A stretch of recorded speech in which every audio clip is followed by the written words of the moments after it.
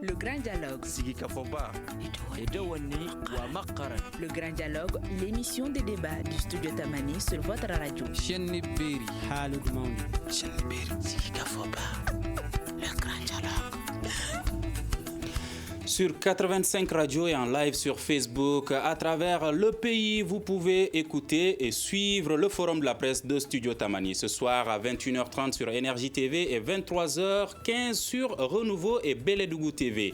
Nous avons 3 invités sur ce plateau pour parler de sécurité, parler de coronavirus en lien avec la fermeture des écoles, la rentrée scolaire qui est repoussée jusqu'au 25 janvier. Et si le temps nous le permet, nous aborderons également la grève, la grande sociale, notamment en lien avec les négociations qui sont en cours entre l'Union nationale des travailleurs du Mali et le gouvernement malien. Et nos invités sont Alexis Kalambri, directeur de publication du journal Mali Tribune, Madame Togola Hawasemega, directrice du site d'information kunafoni.com, et au téléphone Mamoudou Bokoum, directeur de la radio Kaoural de Mopti. Je suis Mohamedou Touré, chers invités, auditeurs et téléspectateurs. Bonsoir à toutes et à tous et bienvenue. Le Grand Dialogue.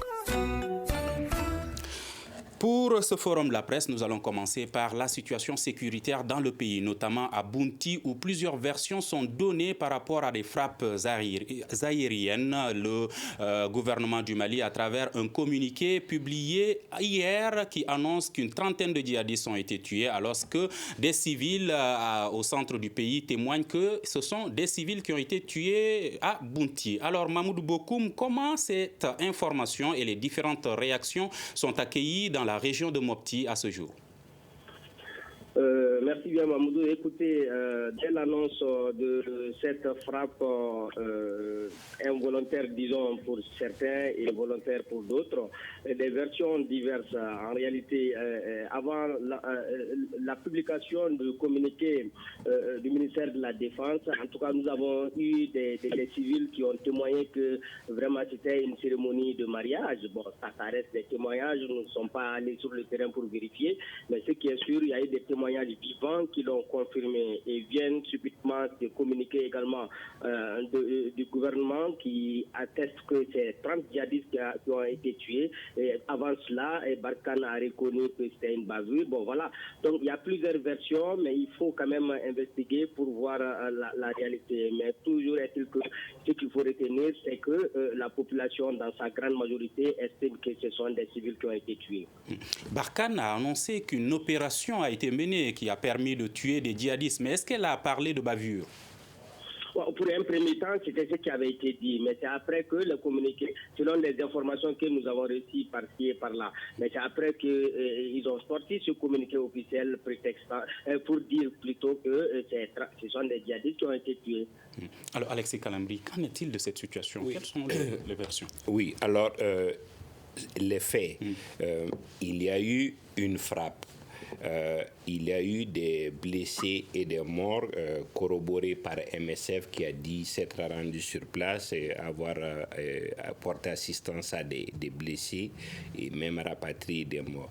Mais alors, c'est qu'il y a, vous savez, si vous regardez Barkhane, on peut leur reprocher tout, mais ils ont toujours assumé même les bavures, même s'ils cherchent les mots pour les dire. Et aujourd'hui, à l'heure du numérique, il est difficile qu'il y ait un mariage quelque part sur le territoire sans image. Et à ce jour, et même les morts que nous avons vus étaient déjà dans des sacs. Alors, personnellement, je penche plus pour la thèse de Barkhane, oui, en ce sens que, oui, c'est peut-être des djihadistes, c'est sûrement des djihadistes, eux, ils ont une communication très huilée. Ils savent toujours prendre la population au sentiment. Mais oui, si c'était un mariage, on aurait vu des images. Je n'ai pas vu sur les réseaux des images d'un mariage. Je n'ai pas vu ce qui est difficile aujourd'hui. Donc, je pense plus que c'était plutôt des djihadistes. Surtout que Barkhane, comme je l'ai dit, a toujours assumé. Et Et les accords qui nous lient dans ce sens-là disent clairement qu'on ne peut même pas les poursuivre en cas de bavure. Donc, je ne vois pas pour quelles raisons ils vont refuser d'assumer si c'était le cas. Avez-vous une explication par rapport à la différence de précision dans les deux communiqués, celui de Barkhane et celui des forces armées maliennes, puisque dans celui de Barkhane, il est dit que des dizaines de djihadistes sont tués et la localité est précisée, Bounti. Mais dans celui du Mali, il n'est pas précisé la localité, on parle d'entre Ombori et Douanzan. L'État malien a cafoué, et je pense qu'ils n'ont pas d'informations précises. Ils ont peut-être cette frustration, comme on le ressent depuis la mise en place de la transition, qui n'ont certainement pas été associés comme ils l'ont toujours demandé et qu'ils ont été mis devant le fait accompli, n'étant pas, disons, au cœur de l'événement. Je pense que c'est plutôt les interpellations du fait que jusque-là, l'État n'a pas parlé qui les a amenés à pondre un communiqué au pharmacien alambiqué du reste. Est-ce que vous comprenez ce retard pris par le gouvernement malien pour réagir, publier ce communiqué, Hawa Semega? Je ne le comprends pas du tout, d'autant plus que dès le jour où il y a eu les frappes, c'était un dimanche, ils ont pris 4 jours pour faire ce communiqué-là. J'estime que le temps est trop long. Ils auraient dû réagir rapidement avant même que l'information ne vienne sur les réseaux sociaux. Je pense que c'est ça même qui a alimenté en fait le fait qu'ils se sont précipités peut-être à faire un communiqué, comme Alexis l'a dit tout à l'heure. Probablement qu'ils n'ont pas d'informations précises sur ce qui s'est réellement passé, parce qu'ils disent que dans leur communiqué que c'est une frappe commune entre Barkhane, G5, la force du G5 Sahel et puis l'armée malienne. Donc il n'y a pas en fait de précision exacte. Et dans le communiqué, on voit, ils disent qu'il y avait une trentaine de personnes sur place et une cinquantaine de personnes et une trentaine ont été maîtrisées. Donc je pense qu'il y a un réel souci à ce niveau-là et c'est important de d'élucider ce qui s'est réellement passé. Parce que MSF a donné ces chiffres, MSF a dit qu'il y a eu des attaques, des frappes. Et certains civils disent qu'il y avait mariage, mais comme Alexis l'a dit tout à l'heure, on est à l'ère du numérique. Tout ce qui se passe, c'est directement balancé sur les réseaux sociaux. Donc s'il y avait mariage, certainement, même si c'est 1 ou 2 personnes, auraient pris les images et les auraient mis en ligne sur les réseaux. Êtes-vous aussi sûr que Alexis Kalambri, que ce soit des djihadistes qui aient été tués à Bounti? Alors, sur ce point-là, j'ai quelques doutes. Il est probable que ce soit des djihadistes, mais dire que c'est l'entièreté de ces personnes qui ont été tués par ces frappes qui sont tous djihadistes, j'ai quelques réserves à ce niveau-là. Parce que je me dis, il faut le reconnaître aussi dans ces régions-là, dans ces zones, il y a beaucoup de villageois qui sont infiltrés dans les réseaux djihadistes. Ils font les forfaits et après ils retournent en fait dans leur village d'origine. Donc je pense qu'il y a un réel souci à ce niveau-là. C'est la population qui doit coordonner, qui doit collaborer avec l'armée. Mais le problème aussi de l'armée, c'est que quand tu collabores avec eux, parfois ils se sentent objets de cible et d'attaque directe de la part d'autres populations environnantes. Mamoudou Bokoum, serait-il possible qu'il y ait des civils parmi les personnes qui ont été tuées à Bounti? Bon, ce que j'ai dit, les différentes thèses que nous avançons ici, c'est des témoignages qu'on a eu sur le terrain. En fait, le Barkhane a fait son communiqué, l'État également. Beaucoup de gens aussi qu'on a appelés ont témoigné qu'il y avait des civils. Donc, c'est ce que j'ai dit. Il reste à mener des enquêtes vraiment approfondies et sincères pour vraiment élucider cette situation. Donc, ce qui est sûr, même si c'est des djihadistes, il pourrait y avoir des civils, d'autant plus que les présumés djihadistes sont vraiment infiltrés dans la communauté. C'est des gens qui vivent dans la communauté. Donc on ne peut pas dire tel ou tel sont des djihadistes. Et puis la lutte est très difficile si quelqu'un n'a pas d'arme. Comment on peut le qualifier de djihadiste? Donc il faut avoir une arme d'abord qu'on te repère, qu'on te voit dans les actions. Maintenant, avec les témoignages reçus, certains estiment que c'est des civils, d'autres c'est des militaires.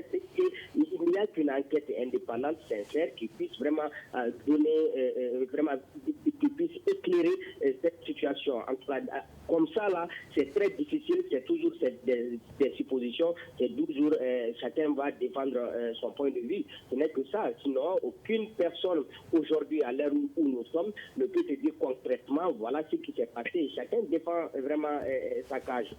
Attendre plusieurs jours avant de réagir sur ce sujet, est-ce que vous pensez que c'est une erreur commise par l'État malien? Ça, on a toujours reproché à l'État malien de retenir l'information. La rétention des infos, c'est très dangereux. Deuxièmement, notre défaut, c'est qu'il y a un déficit de communication. C'est vrai, on parle de grande muette, mais le factuel est là. L'acte a été commis. Il y a une date, il y a une heure, les informations ont remonté.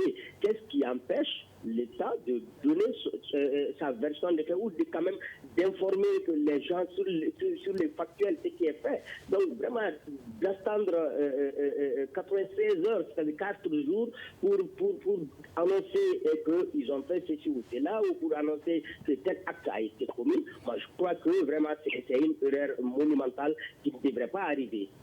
Si ce sont des djihadistes qui ont été tués, Alexis, à quoi faut-il s'attendre pour les prochains jours? Oui, alors, deux choses avant que je voudrais noter avant de répondre à la question, c'est comme on l'a noté dans les communiqués, il n'y avait pas de femmes, il n'y avait pas d'enfants. C'est difficile un mariage sans les femmes, surtout, et sans les enfants. Et deuxièmement, oui, le communiqué de MSF aussi était assez alambiqué et tendait à faire croire en des civils, au moins en un certain temps. Mais oui, il est évident, peut-être Barkhane agit toujours sur la base des informations, prend le temps de filer avant de faire des frappes. Et si vous avez vu, du côté des djihadistes, ça s'est toujours soldé par des représailles. Donc, si jamais, et je pense que ça c'est même la faiblesse de ceux qui sont en train de lutter contre les mouvements terroristes sur le terrain, parce que tout le temps dans les communications, ils disent sur la base des informations. Donc tout de suite, on comprend qu'il y a eu des gens qui les ont dénoncés et c'est évident qu'il y aura des représailles. Et par rapport à ces différents communiqués que Barkhane communique 48 heures avant l'État malien, est-ce que ça montre encore le manque de coordination entre ces différentes forces? Oui, il y a un problème de coordination, il y a un problème de confiance. On pensait à un certain moment donné que cette confiance avait été instaurée, que la collaboration avait été mise sur place, mais visiblement ce n'est pas le cas. Mais Barkhane quand même a une constance dans sa communication. Elle n'a jamais communiqué pratiquement le même jour sur ses activités. Si vous voyez, c'est peut-être une semaine, 3 jours après qu'ils vont dire en telle date nous avons fait telle chose. Je pense qu'ils ont été surpris cette fois-ci par la réaction qui a tenté de faire croire en des bavures qui les ont amenés à précipiter la communication. Mais oui, l'État malien peine à s'imposer sur le terrain en termes de participation aux actions sur le terrain et peine certainement aussi à forcer ou à avoir la confiance des partenaires qui nous aident sur le terrain, parce que oui, quand vous discutez avec les forces étrangères, ils vous disent souvent même que en partageant les informations avec l'État malien, ça fuite. Je pense qu'il faut vraiment qu'on travaille cette confiance-là. Que pensez-vous de avec ce manque de confiance, peut-on parvenir à lutter réellement contre le terrorisme dans le pays? Non, je pense justement que c'est ça en fait qui crée la difficulté pour lutter efficacement contre le terrorisme, pas seulement au Mali, mais dans le Sahel de façon générale. Parce que quand il n'y a pas de confiance entre les différentes forces en place, il est vraiment difficile de coordonner les luttes. Et c'est pour ça que le communiqué de l'armée malienne me laisse un peu perplexe quand ils disent qu'il s'agit d'une frappe commune entre les différentes forces. Donc c'est extrêmement important de revoir même le fonctionnement du service de renseignement malien.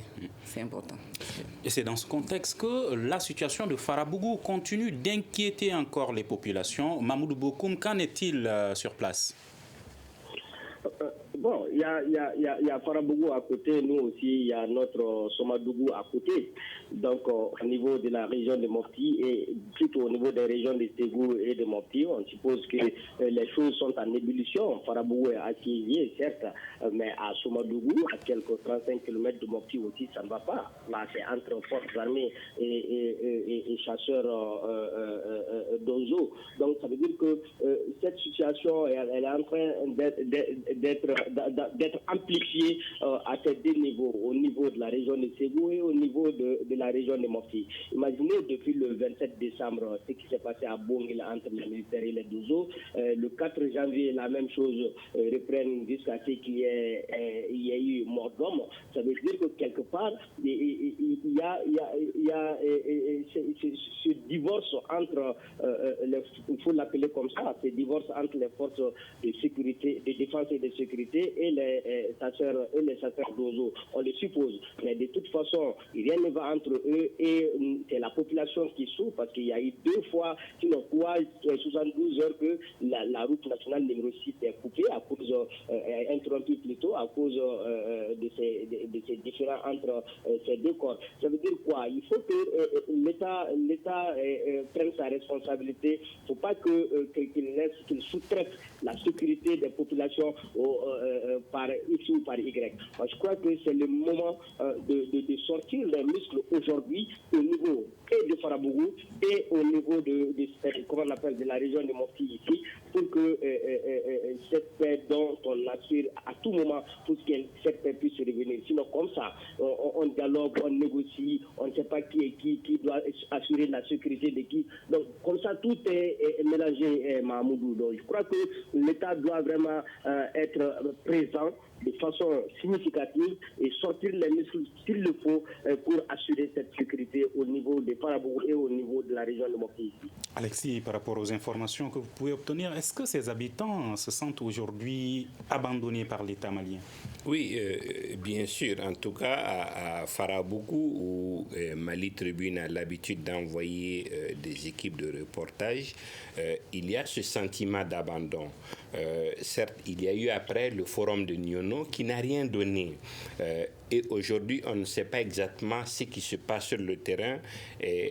En termes de négociation, parce que l'argument avancé dans un premier temps par l'État était de dire, puisqu'il s'agit d'un différend communautaire, tentons, disons, une approche communautaire de négociation et de réconciliation.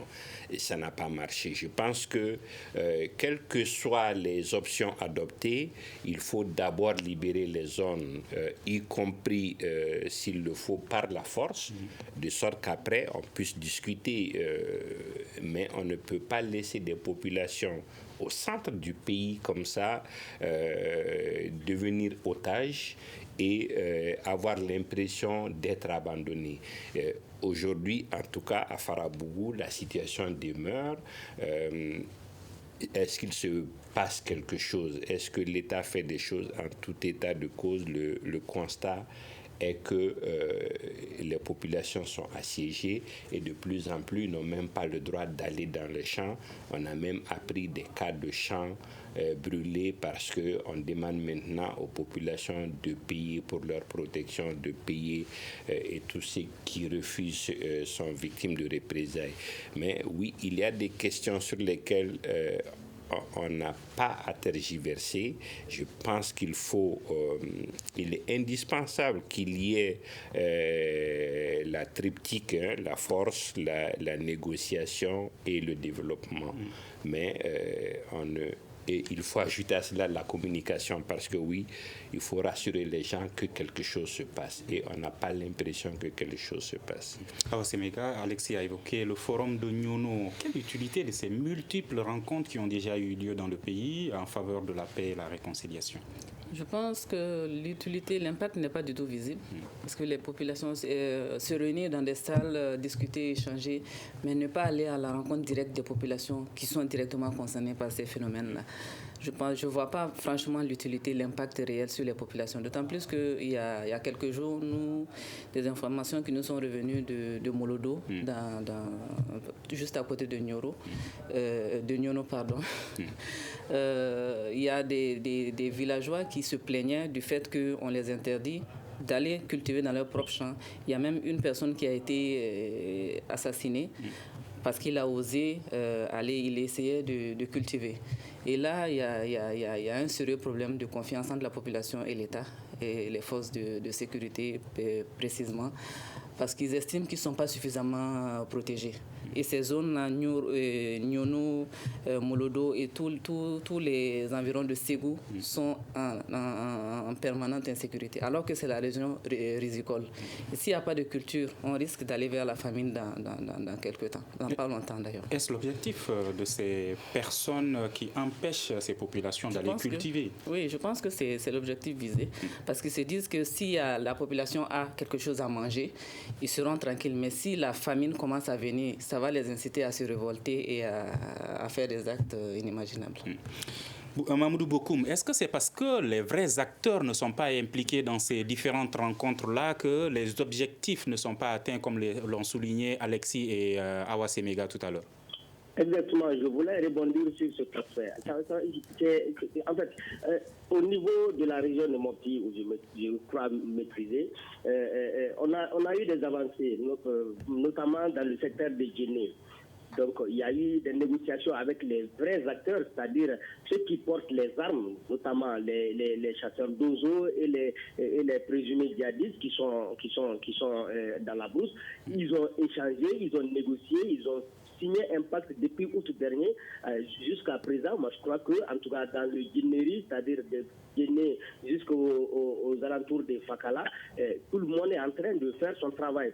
Mais là où les négociations tardent à donner leurs fruits, c'est là où il y a beaucoup d'experts qui vont venir, beaucoup de représentants des communautés, que ce soit des communautés Peul ou Dogon ou en tout cas Bamara, qui vont venir en épargnant les vrais acteurs qui sont sur le terrain, les communautés qui sont vraiment sur le terrain. Donc c'est ça qui fait que les négociations ne portent pas. En tout cas, à Guinée, ça a porté fruit et je suis témoin et les gens peuvent en témoigner, et puis c'est vérifiable également. Mais c'est dans le Sélo où ça pose problème parce que tout simplement, on ne convoque pas les vrais acteurs pour parler de leurs problèmes. Et il y a des mains, il faut le signaler, je le dis, je le maintiens, il y a des mains invisibles de toutes les communautés qui sont à l'extérieur des centres, qui sont en train vraiment de mettre les bâtons dans le roue, parce que tout le monde, chacun de leur côté, est devenu soit un marchand d'armes, soit comment on appelle, un recruteur, ou chacun cherche son gain facile de là où il est en créant des problèmes au centre. En réalité, quand tu vas sur le terrain, entre les différentes communautés qui y vivent, quand tu leur poses la question de ce qui se passe, ils ne pourront pas te dire qu'il y a ceci ou cela qui nous oppose. Mais les ficelles sont tirées de l'extérieur de Bamako et de l'extérieur du Mali. Ce n'est pas au centre ici. Donc il faut chercher à résoudre ce problème au niveau de ces gens qui sont en train de créer la zizanie dans le centre ici. Parlons maintenant de coronavirus. Juste avant, ce que Bokoum dit est vraiment intéressant. Vous savez, souvent quand vous discutez avec les populations, c'est-à-dire on n'est pas capable de vous dire voici le problème entre nous. Ils vont dire bon, le bœuf a mangé notre riz, mais ça se fait de tout temps et ça se règle. Il y a, oui, effectivement, je pense qu'un des enjeux, c'est de pouvoir assécher les sources de financement et de soutien. Il y a une économie de guerre et d'insécurité, et certains en vivent bien. Donc, il faut que l'État aussi parvienne effectivement à assécher ces sources qui financent, qui recrutent, qui amènent l'argent, parce que quel que soit le niveau d'endoctrinement, il faut qu'on vous donne l'argent pour vous nourrir votre famille, il faut qu'on vous paie la moto, il faut qu'on vous paie même l'explosif que vous mettez sur les routes. Donc, il faut vraiment que ça soit une piste qu'on explore et qu'on cherche à assécher pour que ça ne déborde pas davantage. Alors, on poursuit avec le coronavirus. Quelle analyse faites-vous, Awa Semega, de l'évolution de cette maladie et des mesures prises par les autorités pour y faire face? Ok, déjà l'évolution, je pense que c'est dû au fait que avec la première vague, beaucoup de personnes n'y croyaient pas, même au niveau de la sphère intellectuelle, on va dire entre guillemets. Et c'est ce qui en fait a accentué en fait le nombre de cas positifs de ce coronavirus-là. Et là maintenant, j'estime que les décisions que le gouvernement a prises face à la pandémie, c'est assez insuffisant. Déjà, pourquoi fermer les écoles et laisser les marchés ouverts, les églises, les mosquées ouvertes? Je pense qu'il n'y a aucune logique à ce niveau-là. Déjà que l'éducation ça fait plusieurs mois que les enfants ne vont pas à l'école et maintenant dire fermer les écoles pendant quelques semaines et laisser les autres ouverts, je pense qu'il n'y a pas de logique, quoi. Il faut qu'ils revoient en fait leur stratégie pour contrer ce virus-là. Quel est votre point de vue sur cette pandémie? Oui, effectivement, comme disait Awa, je pense qu'il y a eu du temps pour que les gens croient vraiment en son existence, surtout chez nous. Je pense que... Est-ce qu'ils y croient même en ce moment? Je pense qu'il y a encore beaucoup de réticences. Certains, si vous regardez les transports en commun, vous voyez qu'il y a beaucoup de gens qui ne prennent pas de précautions. Si vous regardez les lieux publics, et si vous entendez même souvent les prêches. Donc je pense que l'État doit avoir le courage de fermer ne serait-ce que pour 2 semaines les lieux de culte, doit avoir le courage d'interdire les marches et toutes les manifestations comme les mariages et les autres cérémonies au moins pendant 2 semaines pour qu'on voit l'impact. Parce que oui, fermer l'école pendant que tous les dimanches et les jeudis les mairies sont bondées, les lieux de culte sont bondés, les autres jours, on a dit pas plus de 50 personnes par regroupement, mais tout le monde voit que ça va au-delà, il n'y a personne pour contrôler, pour compter ou pour prendre des sanctions. Je pense que l'État doit vraiment avoir le courage de tout arrêter à ces niveaux-là, au moins pendant 2 semaines pour qu'on voit, et ne serait-ce que pour Bamako, pour qu'on puisse vraiment infléchir la courbe. Bokoum Amopti, est-ce que les mesures barrières sont respectées par les populations? On peut dire pas du tout, parce qu'ils sont très peu ces populations qui ne serait-ce que respectent, qui ne serait-ce que portent les masques. Sinon, les mariages n'ont pas cessé, les lieux de culte sont fréquentés, les boîtes de nuit, les marchés, tout est ouvert. Donc, c'est pour vous dire qu'il faut, en fait, il faut une décision courageuse, comme on le dit. Il faut que ça soit les bâtons, la carotte et les bâtons. On tape, on caresse. Sinon, si on laisse comme ça, à l'allure où nous sommes en train d'aller, je crois que ça risque d'être un véritable problème. Imagine à Mopti, avec cette deuxième vague qui a commencé à partir du 16 novembre, à la première semaine du mois de janvier, on est à 41 cas, et 253 contacts.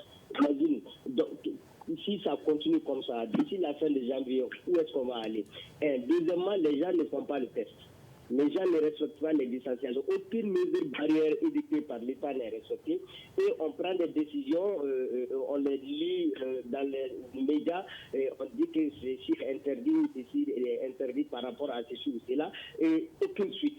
Quand vous prenez des décisions, il faut faire les suivis. C'est la moindre des choses pour voir est-ce que cette décision prise a été appliquée. Et tel n'est pas le cas. Si tel n'est pas le cas, moi je crois que cette maladie-là, c'est une réalité ici et ça va continuer à faire des ravages. On ne l'espère pas. Que Dieu nous en garde. Et s'il n'y a pas suffisamment de tests, les gens ne font pas de tests, dit Mamoudou Bokoum, est-ce que cela veut dire qu'il pourrait y avoir plus de cas que ce qui est déclaré par les autorités? Oui, je pense qu'il y a beaucoup de cas qui ne sont pas vraiment déclarés. Et il y en a beaucoup même qui font des cas de coronavirus à la maison, qui refusent d'aller dans les hôpitaux, dans les centres de santé, parce qu'ils estiment que quand ils ont un petit rhume, quand ils vont les garder où ils seront un peu stigmatisés, dire qu'ils ont le coronavirus. Je pense qu'il y a un sérieux problème à ce niveau-là. Il faut accentuer en fait la communication autour de ce virus. Voilà. Est-ce que le télétravail, la rotation dans les différents services publics et privés est aujourd'hui également respecté, Alexis? Non, pas beaucoup parce que oui, malheureusement la communication coûte très cher et il n'y a pas de mesures mesures d'accompagnement dans ce sens. On en a vu pour l'électricité, mais dans le domaine de la communication, il n'y a pas. Dans le domaine des appareils, il n'y a pas de mesures d'accompagnement. Donc le télétravail est assez difficile, mais pour moi, n'est pas forcément la panacée. Parce que pour qu'on y arrive, il faut des mesures d'accompagnement. Nous, on est dans des entreprises de presse. C'est vrai que quand tout est fermé, on est vraiment pénalisé. Et il n'y a rien dans ce sens-là pour, disons, accompagner ces entreprises. Mais en plus de cela, si l'État, peut prendre des mesures dans des domaines qui sont pas trop dommageables, c'est-à-dire on dit pas de manifestation publique pendant 2 semaines, pas de regroupement pour les cultes pendant 2 semaines, c'est-à-dire l'impact économique est faible de mon point de vue. Et ça peut atténuer énormément parce que selon ceux qui travaillent même sur ces questions-là, ils observent des pics justement après chaque grande manifestation, après chaque grand regroupement. Donc je pense que si on parvient à dissocier ou du moins à stopper à ce niveau, on pourrait endiguer. Mais on a un sérieux problème de capacité, mais également de formation. Je pense que c'est un problème général, la capacité d'accueil de nos soignants. Accueil pas en termes de volume, mais de gentillesse, de disponibilité.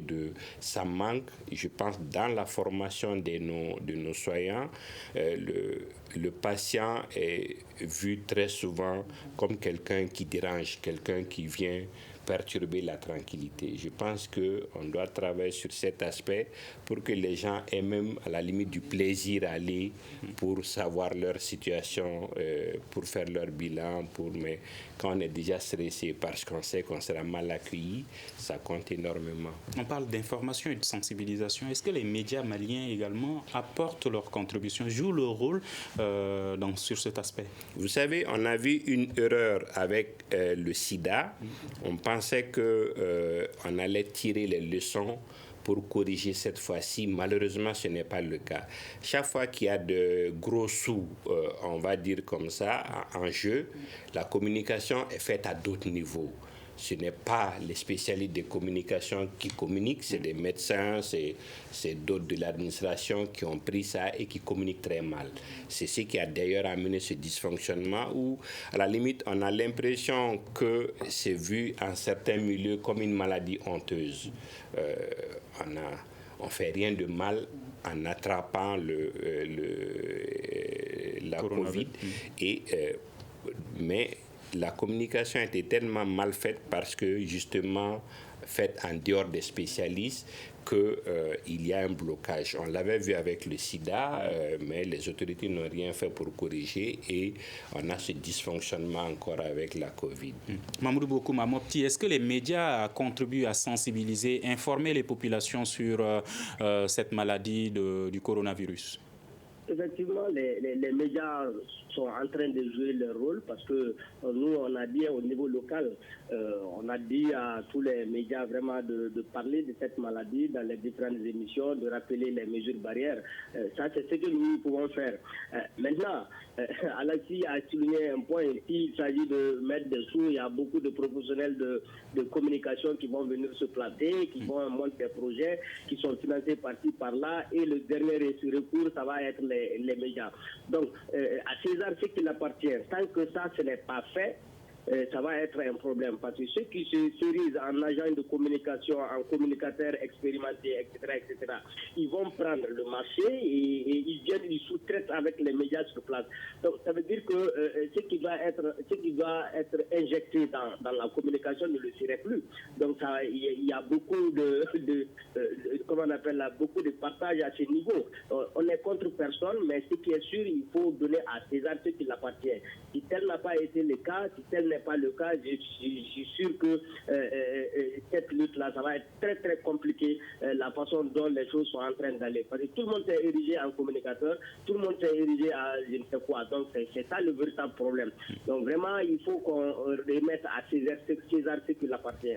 Ah ouais, c'est méga. Que faire pour que le rôle des médias soit suffisamment pris en compte à travers l'information et la sensibilisation, notamment pour lutter contre cette pandémie? Bon, je pense que déjà au niveau de chaque rédaction, chacun est en train de faire des choses. Pour le cas de Kunafoni, nous, on a déjà initié une émission qui est hebdomadaire, où on parle en fait de tout ce qui tourne autour de ça, les impacts, les effets positifs, négatifs, tout ce qui tourne autour de ça. Et je pense que chaque média doit s'impliquer personnellement, même si c'est difficile. Nous, on a eu la chance parce qu'on a eu un financement pour quelques mois par rapport à ça, parce qu'on a estimé que c'était important d'en parler, de sensibiliser la population. Mais est-ce que c'est tous les médias au Mali qui ont cette chance, cette opportunité-là? Je dis non, parce que c'est assez difficile. Il faut que le gouvernement revoie un peu l'aide à la presse. C'est important. Et du lundi au vendredi, tous les matins, vous pouvez suivre Actu Covid de Studio Tamani de 8h à 9h30. Nous parlons maintenant de grogne sociale. Alexis Calambri, jusqu'à 15h, aux environs de 15h30 aujourd'hui, rien n'avait filtré concernant les négociations entre le gouvernement et l'Union nationale des travailleurs du Mali. Que faut-il faire aujourd'hui pour trouver une solution, selon vous, à cette grogne sociale? Vous savez, il n'y a, de mon point de vue, qu'une solution pour la transition, parce que pour moi, elle n'a pas, pour se débarrasser de ce poids-là, elle n'a pas à prendre des engagements pour le pouvoir qui doit venir. Pour moi, elle doit négocier un moratoire, s'entendre sur des conditions de négociation, s'entendre même à la limite. Vous savez, on a une multitude de statuts au niveau de la fonction publique. C'est-à-dire, pratiquement aucun corps de fonctionnaires n'est dans le statut général de la fonction publique. Chacun a négocié un statut spécial et tout. Pour moi, la solution pour la transition, c'est de tout mettre à plat, de négocier comment ramener tout le monde dans le statut général, de mettre en place des systèmes d'avancement, de sanctions et de tout, de sorte que, et même d'évaluation, de sorte que ça soit impersonnel, mais que les gens ne soient pas toujours là à se battre pour leurs conditions. S'ils parviennent à s'entendre sur ça, ils auraient fait œuvre utile pour le pouvoir à venir. Mais ce serait dangereux, à mon avis, qu'ils prennent des engagements pour des gens qui vont venir après eux. Un moratoire serait-il possible, vu que ces autorités de la transition ont déjà accepté les revendications de notamment les enseignants signataires du 15 octobre à travers l'article 39?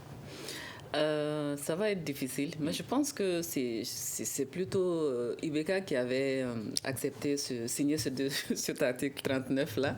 Mais leur accorder cela, avec le CNSP.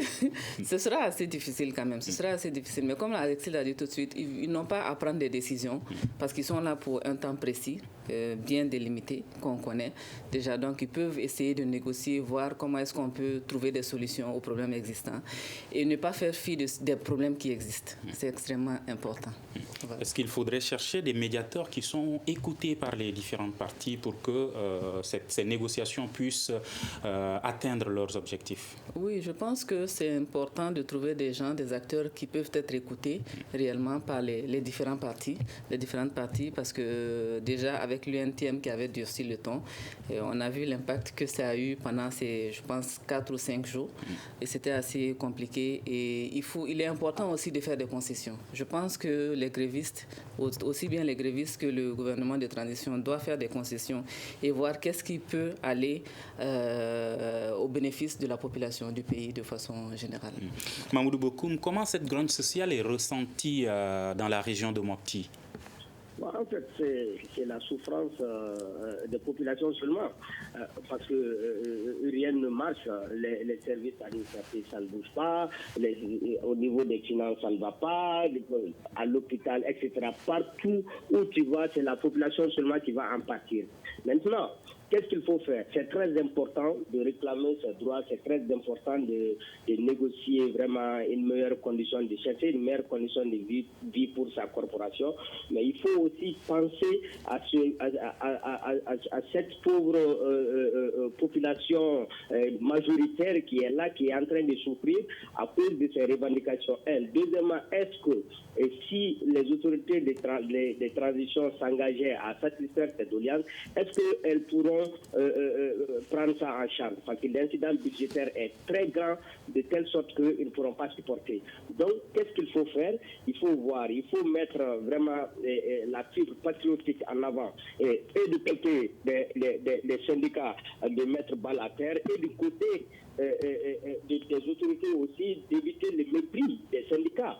Donc je crois que c'est ensemble qu'ils pourront vraiment échanger et trouver les voies et moyens pour résoudre ce problème-là, en tout cas pour l'instant, ne serait-ce que pour la durée de la transition qui n'est plus 18 mois. Parce qu'il y a 3 mois qui sont déjà partis.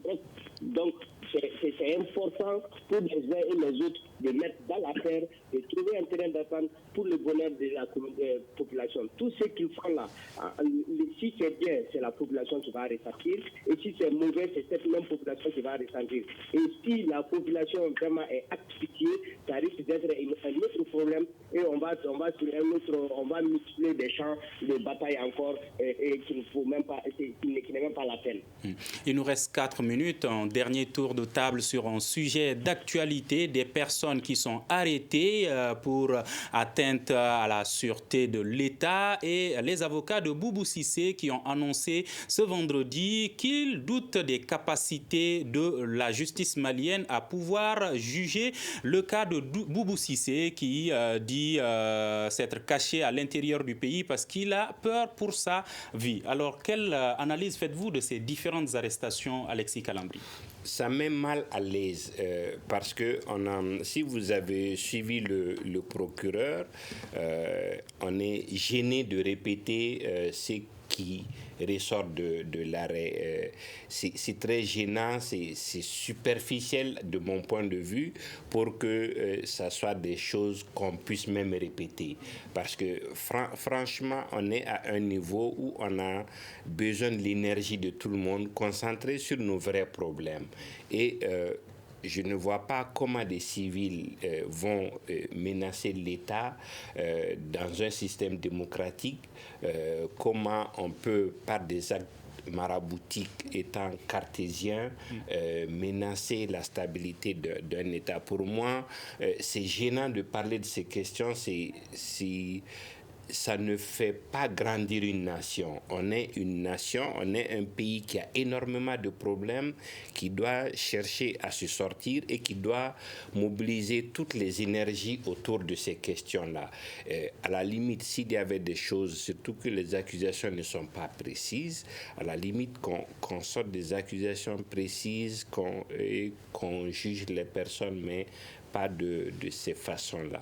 Est-ce que ça va faire peur aux gens désormais de s'exprimer, agir librement par rapport à ce qui concerne la gestion de l'État? Bon, je pense que c'est en fait ça, de mon point de vue, l'objectif du gouvernement de transition avec les actes qu'ils font. Je pense que ça va faire peur aux gens. Moi, je dis non. Bien au contraire, vous allez radicaliser en fait les gens contre vous, les populations contre vous.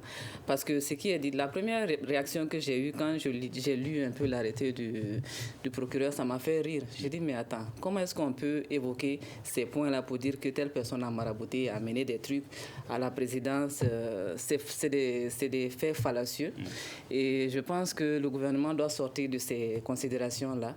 Comment est-ce que des civils, toutes ces personnes qui sont accusées là, des civils, peuvent mener un complot contre des militaires qui sont là? Peut-être qu'ils ont peur parce qu'eux, ils sont venus par... on sait comment ils sont venus, par coup d'État. Donc peut-être qu'ils ont peur que d'autres personnes aussi fassent la même chose. Mais j'estime que ça ne grandit pas du tout le pays, le Mali. On doit sortir de ça et ils sont là pour un objectif précis, pour un temps précis. Donc il faut qu'ils voient un peu les problèmes réels qui existent dans le pays, qu'ils essaient de les gérer le temps que le gouvernement élu, le président élu et son gouvernement fassent le travail qu'il faut. Mamoudou Bokoum, quel est votre point de vue sur ces différentes arrestations? pour terminer, moi je dirais qu'il ne pourrait pas y avoir un coup d'État uniquement avec les civils sans les militaires. Est-ce qu'il y a des militaires interpellés? Est-ce qu'il y a des militaires qui sont soupçonnés? Qui nous fassent sortir la liste. En tout cas, c'est trop léger c'est trop léger l'arrêté du procureur des accusations qui sont là-dedans. Moi je crois qu'il faut qu'on soit un peu sérieux. Merci Mamoudou Bokoum, directeur de la radio Kaoural de Mopti, Madame Togola Hawa Semega, directrice du site d'information kunafoni.com et Alexis Calambri, directeur de publication du journal Mali Tribune. À la régie vidéo et audio, Seydou Ndaoua et Gagné Kanté, Nouhoum Djiré également, et Philippe Dambélé. Moi, je suis Mohamedou Touré. On se retrouve demain pour un prochain numéro du Grand Dialogue de Studio Tamani. Merci à toutes et à tous. Le Grand Dialogue. Sigi Kafoba. Edouani wa Makaran. Le Grand Dialogue, l'émission des débats du Studio Tamani sur votre radio. Chenni Beri. Halud Mauni. Chenni Beri. Sigi Kafoba. Le Grand Dialogue.